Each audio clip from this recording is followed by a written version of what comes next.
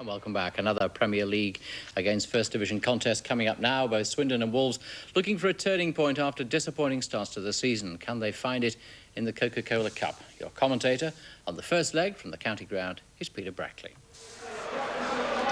As the first victory of the new season continues to elude Swindon Town, no one will be more anxious to end that record tonight than Andy Mutch, the Swindon striker who's facing the team that sold him just over 4 weeks ago. Mutch, of course, who formed that lethal partnership with Steve Bull, but there's no reunion tonight. Bull is still out injured.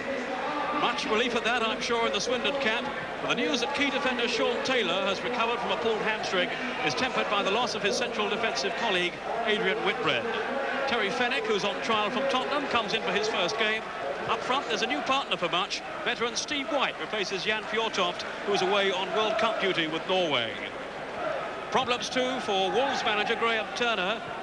Jeff Thomas has joined Bull, Cyril Regis and Paul Cook on the injured list. So there's a place in midfield for Paul Birch. It's the same back line as played in Saturday's win at Sunderland. In the attack, David Kelly is partnered again by Mike Small, who's on loan from West Ham and scored on his debut at Roker Park. Tonight's referee is Roger Gifford from Mid Glamorgan.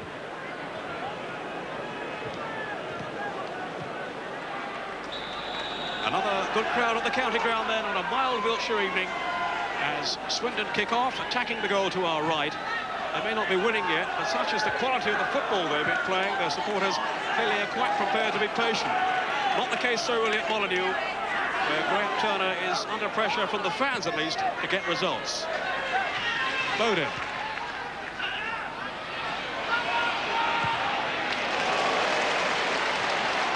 This is Summerbee. And Venus for the interception and away from the corner.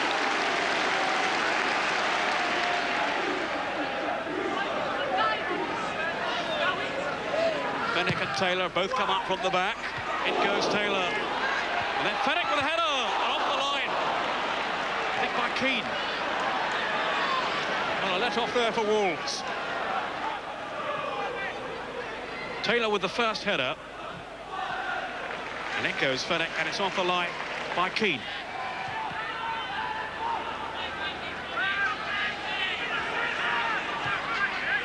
Now Burke. Oh, Bowden's lost it. Birch, was that handball? Oh, Digby saved it anyway. Off the post. Oh, what an escape that for Swindon. Well, there were protests from the Swindon players. They felt that Birch had handled it, but the referee saw nothing wrong. Played in there by Burke, intelligently beyond Bowden. And Birch, well, no one was picking him up. Great save by Digby. I think that took a deflection there and rebounded back off the post. Mutch. This is Nijholt, the Dutch defender. Off goes Mutch. Away from Shirtliff. Another really good chance coming away of Andy Mutch. Great ball here from Nijholt. Sometimes the long ball could be so effective. He had the pace then to get away from Shirtliff. Now Burke. Link there for Swindon, away from Redford's tackle. Still Link, now Kerr. Oh, a slip by Hazard. Well, Fenwick's the pass wasn't accurate enough. Summerbee. Good strike. Oh, fabulous goal. By Nicky Summerbee.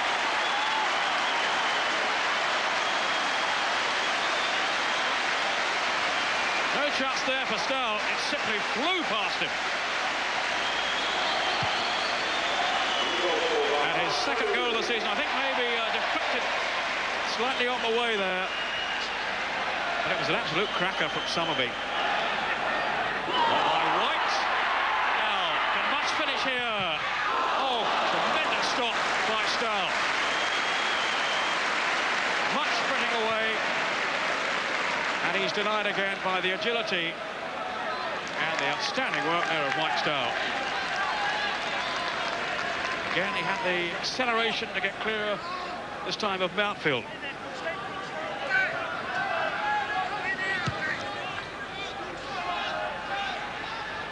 Free header for Taylor.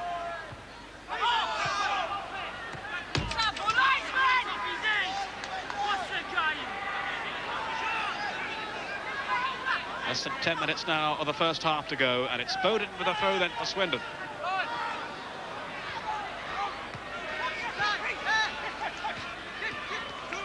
Bowden. Ling. Bringing Nyholt into the game. Maybe a bit ambitious. It was mighty close nonetheless from Luke Nyholt. Looking for his first goal in Swindon's colours. A long, long way out, but nobody closed it down. So why not, he said. Rankin.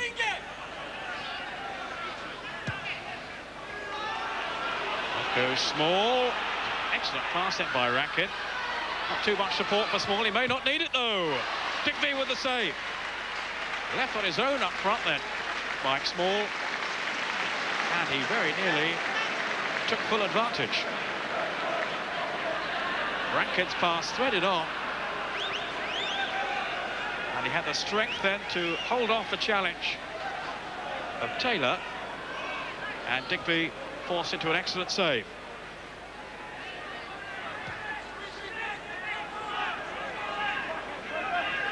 Nyholt. Oh, mistake there. Could be costly. Burke. Well, Burke appealing for the penalty. The referee, who was only a few yards away, simply had a look and then turned away. Well, Nyholt, that was all of his own doing too. It was a very careless pass. Or rather, not so much a pass, he just lost control of it. Now, he did look there to have upended Burke, who can't believe that he hasn't won the penalty. And I must say, on the evidence of that, he did appear to have a case. So Wolves then start the second half. So far, they've certainly found Swindon's offside trap hard to manoeuvre.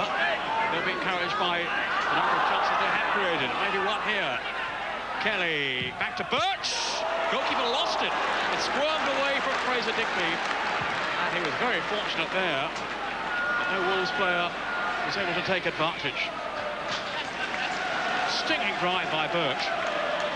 And Digby simply couldn't hold it.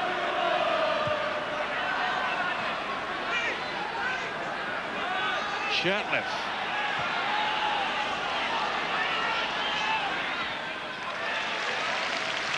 Nyholt with the tackle. Here's Keane.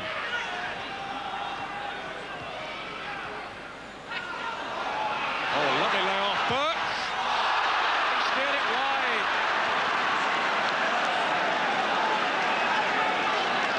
What a miss there by Mark Burke.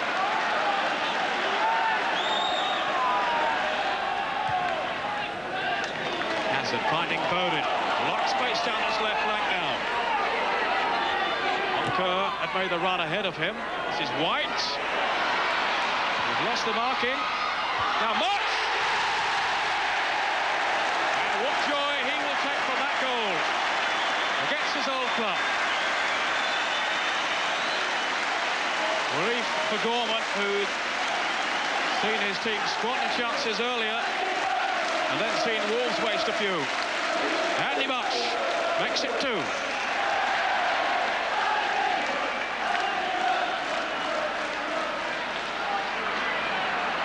White with the cross. I think just a little flick there.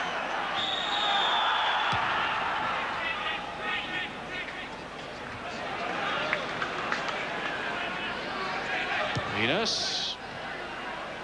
This is Small. Off goes Rankin now. Small's gone into the middle. We've got Kelly in there too. And Burke here. Tries to curl it in. Spectacular save by Fraser Digby. And when Wolves had broken through, they had hit the target. They found this man in superb form. Trying to curl that one beyond Fraser Digby. Summerbee. Here's Nihal. Monker. Summerbee is wide of him. Ling! Now it's Snell's turn to excel.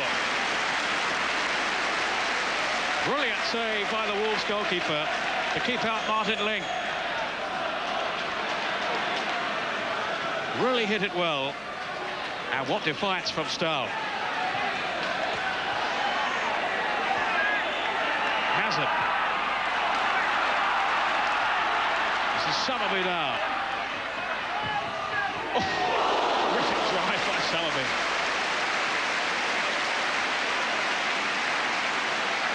How early Paxton Newton is shooting. Just look at the power on that. Stahl, though, equal to it. Venus, a small. Now Shirtliff.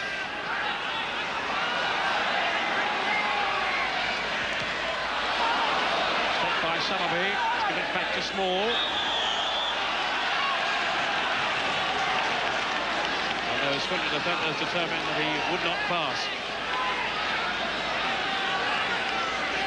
Valkol is making his way forward. Shirtliff it there too. Taylor away, on as far as Ratcliffe. Now Birch. Desperate attacking by Wolves. Kelly. And Keane. Well, their finishing tonight has been very disappointing, Wolves.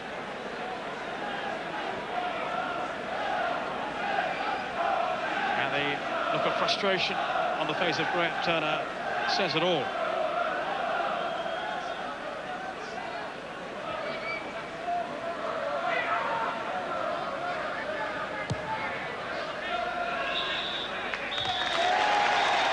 That's it. So Swindon will take a 2-goal lead into the second leg at Molineux. And what a psychological lift for them to find a victory at last. Andy Mutch with a goal against his old club after the earlier strike from Nicky Summerbee had sent Swindon on their way.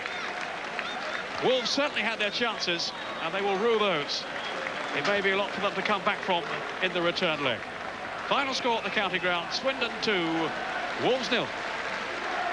Yes, well done, Swindon. First win of the season, especially to their manager, John Gorman. Yes, bittersweet success there for him, and Andy Mutch, who scored the second goal against his own club. And it went for him a little bit because they really could have had a penalty against them in the first half when Burke was brought down.